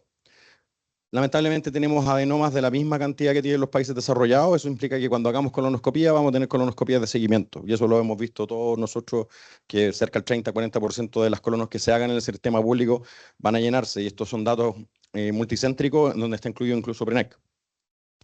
Y bueno, estos son los datos de Nicolás antes, pero básicamente ya les explicó la costo efectividad, que aparentemente cualquier cosa que hagamos es costo efectivo, pero aparentemente el test de sangre oculta debería ser una menor cantidad de colonoscopía. Entonces, ¿qué nos limita a hacer? Y esto lo hizo Nicolás, y se lo saqué en una presentación en conjunto que tenemos y lo desarrollamos. ¿Qué es lo que limita a implementar un programa de tamizaje en la actualidad? Uno tiene pacientes en este momento sintomáticos que tienen acceso, y aparte que están en una lista de espera, pero cuando hagamos tamizaje, algunos positivos de esos van a entrar dentro de este grupo y van a hacerlo más grande, y aparte van a estresar a aquellos que se diagnostiquen posteriormente también en el sistema del tamizaje al tratamiento. O sea, vamos a aumentar más el atochamiento que ya estamos viendo. Entonces, ¿cómo podemos crecer o podemos arreglar esto? Uno es ver si podemos priorizar la lista de espera, es decir, aquellos sintomáticos de alguna forma. Tenemos que crecer en capacidades colonoscópicas, que fue parte de la discusión que tuvimos acá. Y lo último es ver cómo podríamos, después de eso, quizás, o paralelamente, priorizar estrategias de tamizaje.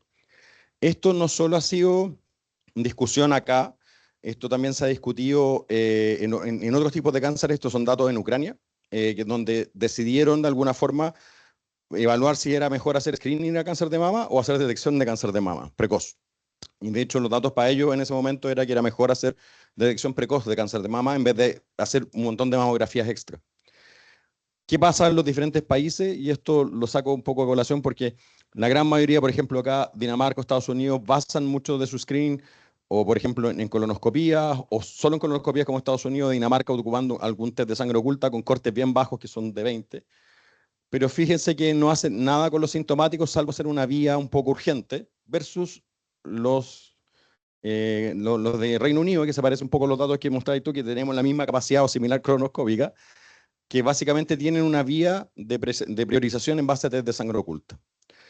¿Y por qué no hacerle caso a los síntomas?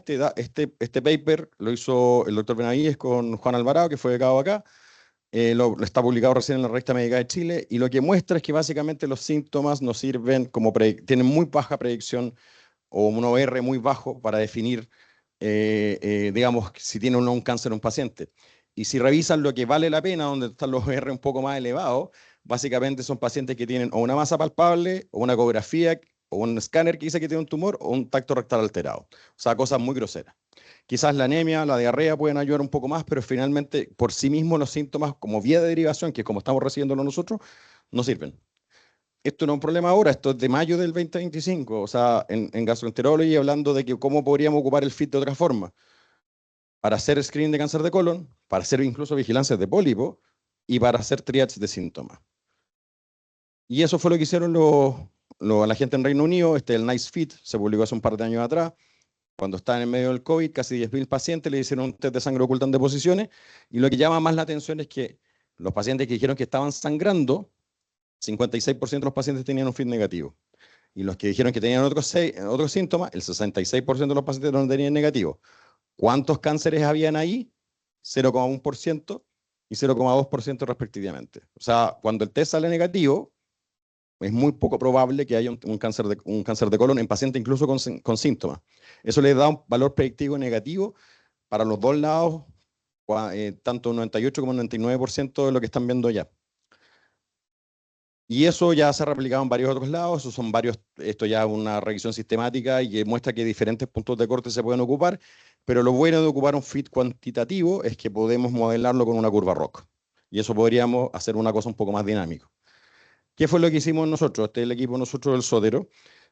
Misma situación en el 2016, cuando recién me tocó llegar a mí al hospital. Lo mismo que estábamos viendo ahora a nivel nacional. O sea, casi todo era etapa 4 o 3.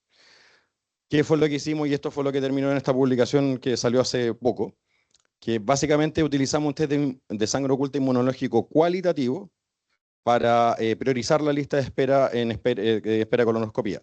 Esto también va de la mano, que está Richard acá, que tengo que hacer justo también decir que hay todo un trabajo de gestión detrás de esto también, de priorizar, de revisar las fichas clínicas, pero esto nos ayuda un poco que van las dos cosas un poco de la mano. Acá lo que se hizo es que las interconsultas que iban con sospecha de cáncer colorectal se separaron en dos grupos grandes, en pacientes que el médico consideraba que esa interconsulta era de alto riesgo y se mandaba colonoscopia en forma directa, y otro con un riesgo medio o bajo moderado, y eso pasaba por una enfermera o enfermero entrenado, el cual revisaba los síntomas, hacía una encuesta estandarizada y les aplicaba un FIT. En ese sentido, 30% de los pacientes fueron considerados de alto riesgo, de los cuales un 7% de esos pacientes tenían cáncer. Cuando fuimos a los bajos o moderados, que habían sido clasificados inicialmente, esos pacientes, el 31% de ellos fueron FIT positivos. En esos, un 8% con cáncer. Lo más interesante es que los FIT negativos, solo hubo un cáncer de colon diagnosticado a 5 años, que eso es lo que nosotros medimos en este caso. ¿Cuánto es la sensibilidad, especificidad o más que nada el valor predictivo negativo de este test? Que es un test inmunológico cualitativo, que no tiene un punto de corte y nada, de un 99,8% es lo que tuvimos nosotros acá. Y eso también demuestra la diferencia de las curvas de sobrevida general, que es lo que están viendo ahí, la mortalidad acumulada en lo verde, principalmente son están al revés, perdón, los colores, que está la figura que no está corregida. La de abajo son ¿cómo se llaman? Los FIT negativos, y arriba son los que tenían alto riesgo. Lo importante es que el análisis multivariado mostró que tener un FIT positivo incluso antes de los 30 meses era un factor incluso que podía ser un poco protector. Y eso podría tener una menor mortalidad, y eso puede estar en relación a que gran parte de los FIT positivos se hicieron la colonoscopia antes. Al final todos estos pacientes terminaron haciéndose la colonoscopia con un tiempo más prolongado, pero la gran mayoría de los FIT positivos se les hizo en un periodo como de mediana de 50 días. Y eso hace que probablemente haya tenido algún efecto incluso en la sobrevida global. Con esto el ministerio nos escuchó, por eso estamos haciendo nosotros una priorización de lista de espera en base a una estrategia de prevención secundaria con la IGERE-DIVAB en conjunto con SECAN. Vamos detrás de la mano del protocolo del doctor Arnoldo Riquelme, que es para cáncer gástrico. Nosotros vamos como un año más atrasados, pero básicamente incluimos 16 servicios de salud, en los cuales se implementaron un test de sangre oculta en deposición inmunológico cuantitativo para hacer test de sangre a 600 pacientes en cada uno de estos servicios, para priorizar la lista de espera en base a eso. Se les va a hacer colono a todos, a esos 600 pacientes, de manera que podamos correlacionar los hallazgos con los resultados del FIT. Y eso es un poco lo que está mostrándose acá. También por otro lado tenemos este piloto en el servicio, que hay varios lugares que se implementaron, está tanto la universidad trabajando de los Andes, trabajando la Universidad Andrés Bello, la Universidad de Chile, para ver si podemos explorar, si que sale este concurso del Fondo Nacional de Cáncer, alternativas de otros biomarcadores para ver cáncer de colon, modelos de atención, que muchos habló de la modelo de atención en relación a práctica avanzada o cuidado habitual. El rendimiento de fit iterativo es que aquí está Pierre Collet junto con la Carla Taramasco, que la idea sería que mientras más fit realizamos, más probable es la posibilidad de que la colonoscopia salga negativo, por ende puede ser que podamos ahorrar incluso recursos. Y bueno, abajo se tapó lamentablemente, pero queremos ver la prevalencia de adenoma en la población asintomática, que eso sería súper útil también desde el punto de vista para la población. Voy a saltarme las conclusiones y solo lo único que quiero ahora es que hablamos y que abramos un poco la discusión entre nosotros y ver cuáles son las barreras y cuáles serían los problemas que podríamos ver para la implementación de esto. Así que muchas gracias. Bruno. Nico. ¿Quieres dirigir tú las preguntas con el Nico y yo voy pasando el micrófono? Bueno, ya. Yo creo que esto es más provocativo inicialmente. Esto lo discutimos un poco antes de entrar y quizás por aquí podríamos, esto es una propuesta, ¿no? Esto es una propuesta para discutir acá de cómo hacer una carta Gantt quizás para implementar alguna estrategia de tamizaje de cáncer colorectal. Yo creo que hay lugares que puede estar, y eso lo hablábamos con Bruno, que ya está implementado el tamizaje de alguna forma, y si ya está implementado de alguna forma, creo que no es no es un imperativo tratar de priorizar la lista de espera, pero la gran mayoría de los lugares, por lo que sabemos nosotros hasta la fecha por el ministerio, es que las listas de espera son grandes y groseras. Entonces, quizás la primera forma sería ocupar el triage del test de sangre oculta en deposición. Una vez que tengamos los datos, hasta la fecha hay casi 1.350 pacientes contactados, hay 9 servicios activos, de los cuales tienen 1.350 pacientes contactados, de los cuales la mitad se ha hecho ya un test de sangre oculta en deposiciones, y de esos la mitad ya se ha hecho la colonoscopía, y ya se han diagnosticado en 300 colonoscopías 4 cánceres. Así que eso es lo que llevamos hasta la fecha, al menos. Obviamente no tenemos los adenomas y otras cosas más que podríamos después modelar más adelante. Pero estamos pensando que en el corto plazo, una vez que tengamos ese punto de corte, quizás podríamos facilitar la forma de hacer triage el ABS con el test de sangre oculta, montar una especie de vía rápida por el FIT positivo, parecido a lo que se arma un poco en Reino Unido u otros países, y de la mano es empezar a pensar con todo lo que hemos conversado, fechas de inicio, estrategia más costo efectiva, cuál sería el tamizaje más factible con la capacidad de endoscopistas que tengamos, la capacidad de colonoscopistas, la de endoscopía o las torres de endoscopías que tenemos, de qué manera podamos crecer. Y hacer un planteamiento de aquí a 3 años, probablemente va a tener algún programa andando. No sé qué opina el resto, eso me gustaría como discutirlo. Doctor Díaz, Pacho, Seba.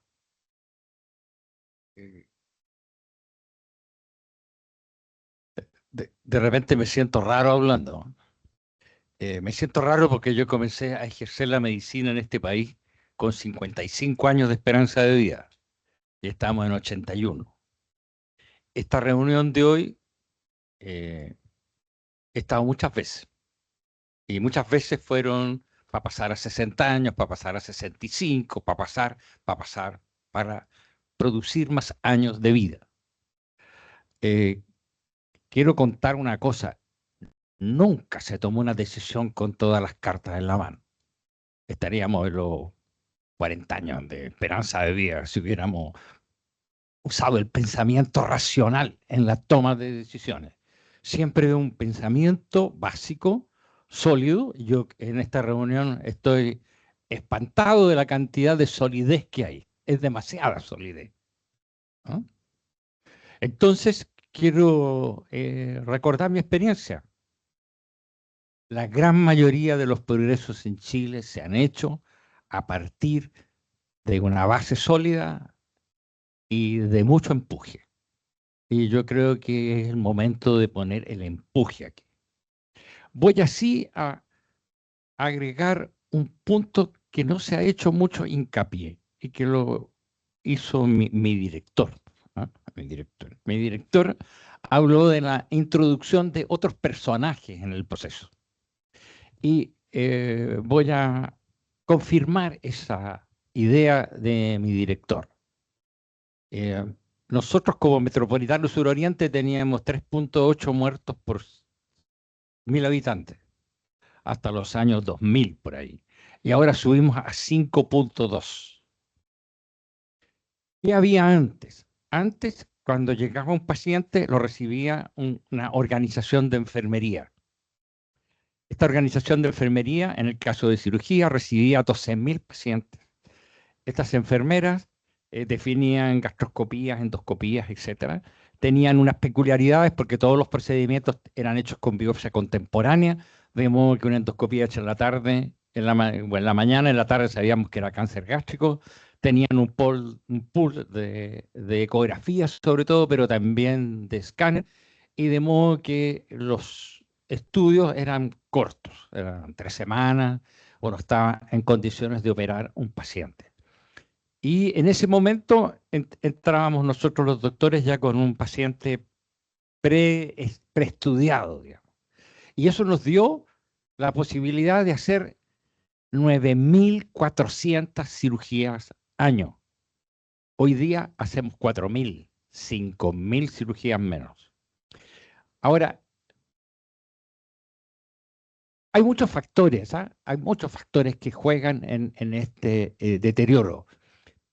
Pero hay uno importantísimo. A estas enfermeras llegaba una interconsulta de la atención primaria, una interconsulta del privado o un paciente que decía tengo los mismos síntomas de mi vecino y mi vecino fue operado de un cáncer gástrico. Eran las 3 puertas de entrada. Entonces, ¿a dónde voy? Voy a que esta realidad hay que incorporar estas otras profesiones que pueden suplir una buena parte de las brechas que hay para, ¿no es cierto? Hay unas brechas que como que nos impiden a decir, oye, sí, al tiro, esto está listo, está resuelto. ¿Ah? Esas brechas se pueden hacer y yo soy testigo y todavía trabaja en el Metropolitano Suroriente Marta Arriagada, que fue la enfermera que coordinó el programa para estos estudios, y para que dé fe que yo no estoy recordando sueños de LSD, sino que son realidades que ocurrieron. Así que yo creo que quiero eso, transmitirles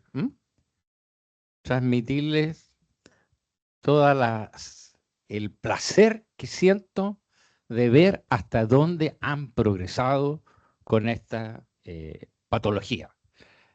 Y creo que es primera vez en la historia, saliendo de las muertes de recién nacido, cosas por el estilo, de los años 50, 60, que estamos frente a una patología que, bien tratada, nos puede cambiar el destino de muchos, muchos chilenos.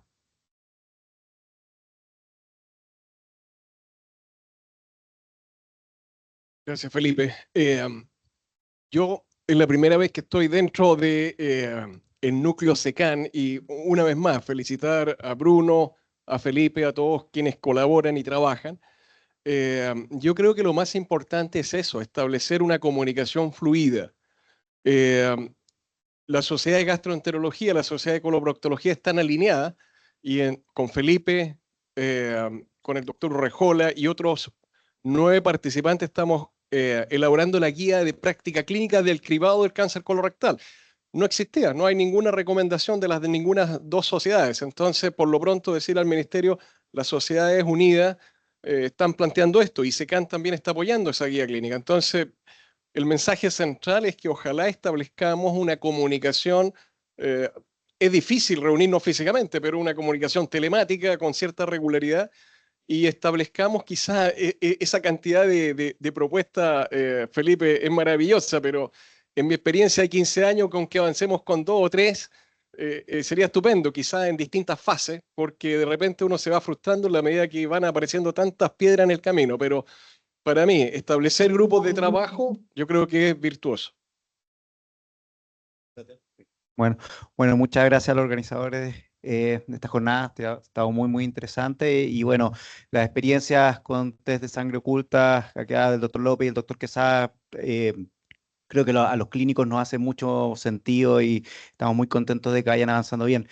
Eh, Quería preguntarle a Nicolás, porque con los clínicos en general, el screening nos parece como muy buena idea, pero a medida que uno va estudiando empieza a encontrar que algunas limitaciones. Y en el screening de colonoscopía me llamó la atención el que fuera, tras el estudio se encontrara como el más eficiente. Al final los estudios, obviamente, de costo-efectividad, se ve que la metodología es muy robusta, pero también depende mucho de las asunciones. Y para los clínicos, cuando uno ve la colonoscopía, ve que pucha, el estudio clínico randomizado que uno más conoce en una población nórdica, mucho más avanzada que nosotros, no encontró beneficios, ni siquiera en mortalidad específica por cáncer de colon. Entonces uno se empieza a preguntar, pucha, ¿cuál es el impacto que tiene en mortalidad general? También los supuestos respecto a cuántas vidas se salvan en el fondo por pacientes invitados en relación al número de perforaciones que pueden haber. Y bueno, y tú lo mencionaste también mientras lo hablaba de los costos. Suena como caro en el fondo, y por eso quería preguntarte respecto a cómo veías eso, respecto a otras estrategias que por lo menos los clínicos creo que nos pudieran hacer más sentido, como el test de sangre oculta y estrategias de priorización. Sí, bien breve, te agradezco la pregunta. El modelo que ocupamos nosotros está ahora siendo validado con ese ensayo clínico. Lo que tratamos de hacer con el modelo, porque lo primero que hay que hacer con el modelo es que reproduzca adecuadamente lo que observamos. Hasta ahora el modelo estaba validado con los ensayos de rectosigmoidoscopía que hay, y ahora se está validando con el ensayo de colonoscopía, porque tenemos que demostrar que el modelo reproduce adecuadamente lo que se observó en el ensayo. Eso es como lo primero, que el modelo reproduzca lo que vemos.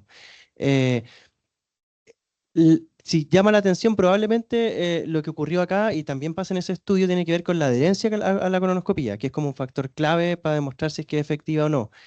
Lo que nosotros hicimos a petición del ministerio fue simular las mismas adherencias de FIT y colonoscopía, y con adherencias súper altas, como de un punto de vista bien teórico. Por eso sale tan costo efectivo en el fondo, porque estamos simulando que casi todos se hacen la colonoscopía, que todas las personas que tú le indicas colonoscopía en la edad de tamizaje se la hacen. Cuando hicimos el modelo del 2017 nosotros, que simulamos adherencias observadas de colonoscopía en programas de tamizaje nacionales que son súper bajas, encontramos resultados bastante más similares a los que se encuentran en ese ensayo clínico, que es que en el fondo, bajando la adherencia a adherencias más bajas de colonoscopía, los beneficios son bastante más marginales, y por eso en el estudio del 2017 no era costo efectivo hacer colonoscopía y sí era costo efectivo hacer FIT.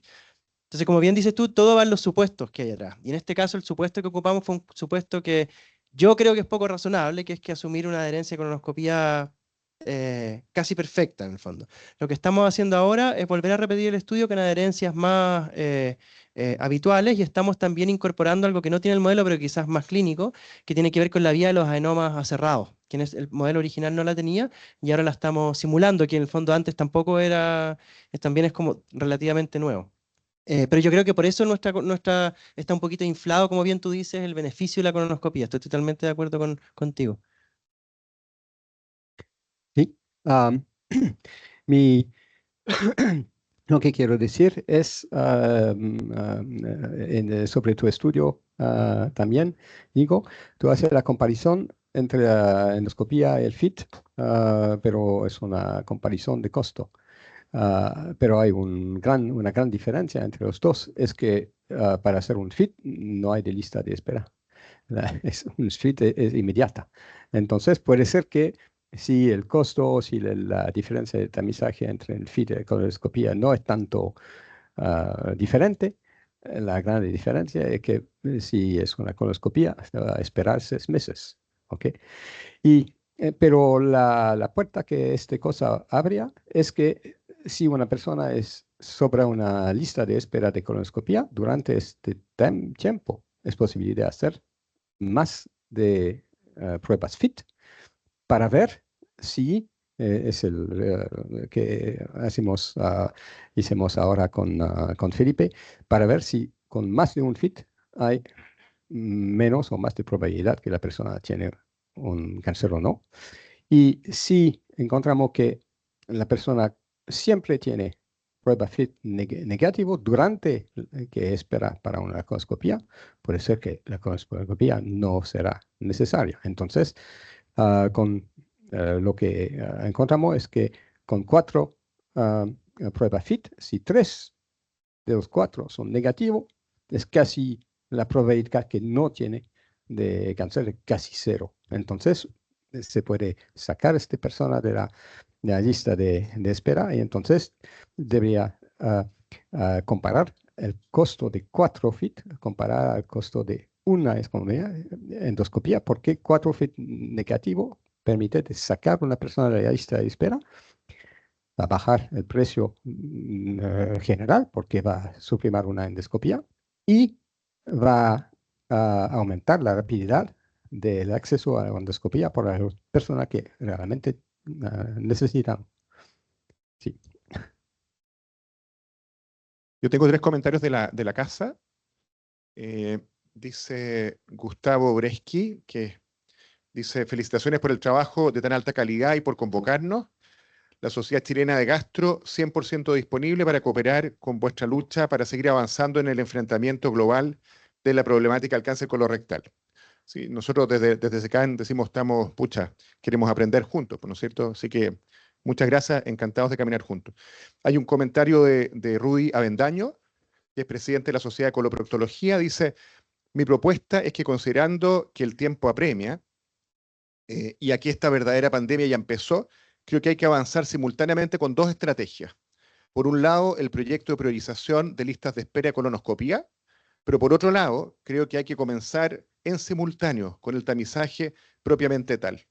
En la experiencia de Valdivia, las colonoscopías que se aparecieron del PRENEC, las solucionamos con sistemas de compra de servicios en horario no funcionario, y de esa manera no engrosamos la lista de espera de colonoscópica. Así podríamos evitar que pacientes con cáncer estén escondidos en la lista de espera y a la vez avanzamos en diagnóstico precoz y prevención secundaria. Yo, tomando eso a Nico y a Felipe, bueno, destapamos la olla y que salgan todos los cánceres y ahí vemos qué hacemos o no. Yo ahí tengo que decir que tenemos que tener un poco de cuidado, sobre todo cómo implementar el tamizaje. Yo creo que el estudio de costo-efectividad de Nicolás es súper útil por el modelo matemático, pero como bien dice, es muy teórico. Y lo que viene en la segunda pata de lo que mismo está haciendo Nicolás es ponerle la posibilidad de implementación, viendo la capacidad colonoscópica que tenemos.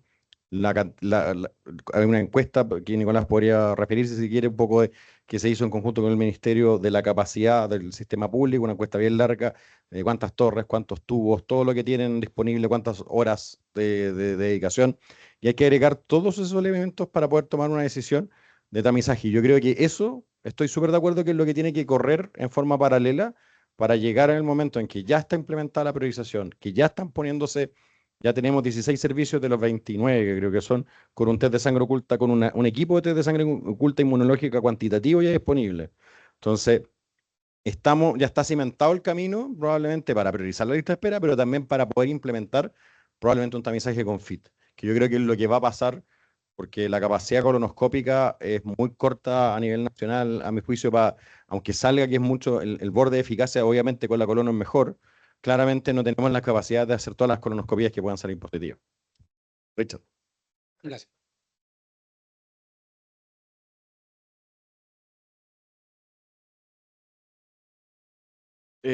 Con respecto a lo que señala Rudy, y yo recuerdo, no sé si lo comenté, pero en el periodo de la presidenta Bachelet estaba Carolina Goich, ahora ya no está, se consiguieron aproximadamente 10 o 12 cargos de enfermera PRENEC, y esos cargos están en los hospitales públicos, trabajando en otras actividades.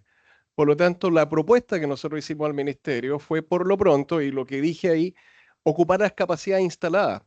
Algunos, no todos, de esos centros PRENEC tienen todavía médicos que trabajaron, que fueron entrenados con endoscopía de calidad y tienen cargos de enfermera. Entonces, yo no digo que haya que implementar todo esto en todo el país, pero uno puede partir quizá en algunos sitios y con todo el apoyo que estamos viendo bajo vigilancia de estándares de calidad, etcétera. A mí me parece que es factible en algunos sectores ir partiendo, porque si esperamos que esté todo, nos pasaremos otra década. Sí, yo también quisiera complementar un poco lo que mencionó Felipe. respecto a que son varias estrategias que tienen que ir en manera paralela. Sin duda que uno tiene que aumentar nuestras capacidades de colonoscopía, de la misma manera que tenemos que mejorar la calidad de estas colonoscopías y también impactar también en la gestión de este recurso que tenemos instalado. Y eso implica cómo ocupamos, ya sea cómo se dan las horas, cómo se pierden las horas, cómo se preparan las colonoscopías más preparadas, etcétera, que son números que no son menores en términos de cómo a veces desperdiciamos o mal ocupamos el recurso. La misma gestión de la lista de espera, nosotros a veces ocupamos lista de espera quirúrgica, todas estas cosas que han aparecido y nos damos cuenta cuando empecé a revisar que la lista de espera está mal gestionada. Un 30, 40% fácilmente son interconsultas que ya están resueltas o que ya no tienen atingencia, que están atrasadas, y después de las que van quedando se puede hacer una gestión propia para optimizar y priorizar a quienes dar primero. En el Sotero del Río partimos, cuando se hizo el diagnóstico que mencionó Felipe en la diapositiva, partíamos con unas 800 colonoscopias al año. Hoy día ya vamos como en las 2.700 colonoscopias al año. Las listas de espera se han ido resolviendo, pero también tuvo que haber un trabajo de estas cosas. Primero, cómo se hace una adecuada gestión de la lista de espera, cómo se optimiza, porque estas colonoscopías que se hacían tampoco eran de gran calidad en las preparaciones, etcétera. Por lo tanto, hay que impactar esa estrategia de resolver y utilizar de manera adecuada la capacidad instalada, independiente que también tenemos que crecer. Y de esa manera, de manera también paralela, pudimos ir implementando estos programas de screening. O sea, se resuelve también lo histórico que se está resolviendo o las vías formales de derivación, ¿ya? Y vamos aumentando la capacidad, mejoramos la calidad de lo que hacemos, ocupamos adecuadamente la capacidad instalada y de la misma manera también se va echando a correr de manera paralela estos sistemas de detección precoz en el fondo para también porque al final los números después no se modifican. Si tú puedes mejorar tu lista y tu capacidad resolutiva, pero siguen llegando primera atención a la urgencia porque no corremos el foco de detección a edades más tempranas. Si no hacemos ese como de que el paciente consulte en un momento mucho oportuno, muchas de las consultas de urgencia son porque el paciente sangró una vez, tuvo rectorragia y su mejor acceso fue la urgencia, porque hoy día conseguirlo en el consultorio tampoco es fácil. Entonces, no es porque todos los casos llegaron obstruidos a la urgencia y todos terminaron optimizados. El paciente sangró una vez, fue a la urgencia, ese era el acceso más rápido que tenía y de la urgencia lo derivaron y se creó la interconsulta. Entonces, tenemos que mover nosotros esa capacidad de detección, de consulta precoz o hacer tamizaje en poblaciones más sanas para que podamos correr esta data de que tenemos cáncer diagnosticado en etapa más temprana. Un poco para complementar,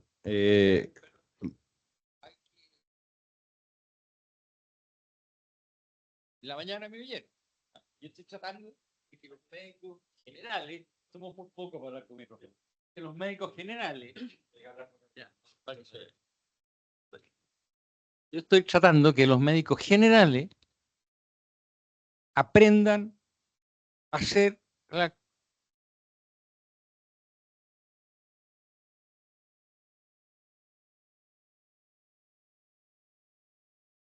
Estos en Puente Alto son 150. Yo creo que tienen que darse cuenta de dos cosas que hay importantes. Yo sé que hay diferencias de criterio. Yo tengo un amigo que es coloproctólogo que se llama Kusanovich. Es igual a don Felipe, pero tiene una variación. Es igual a don Felipe, pero tiene una variación.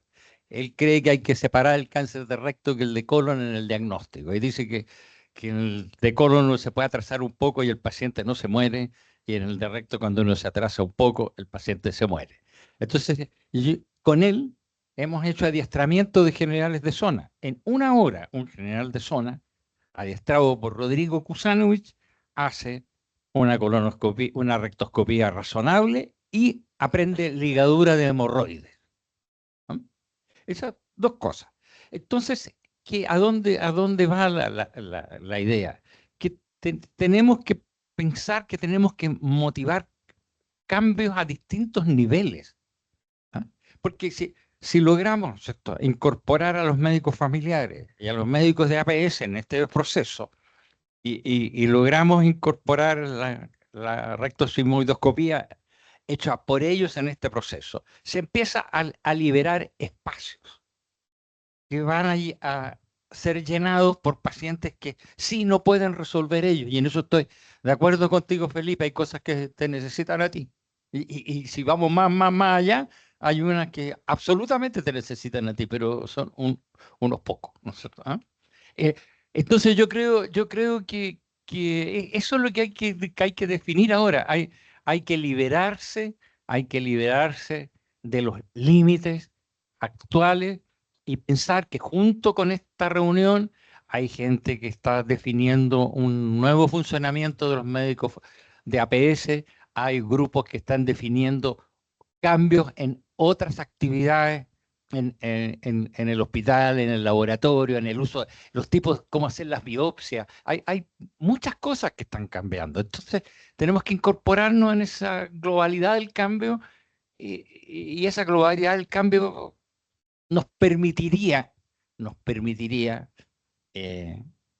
un nivel de, iba a decir, pues,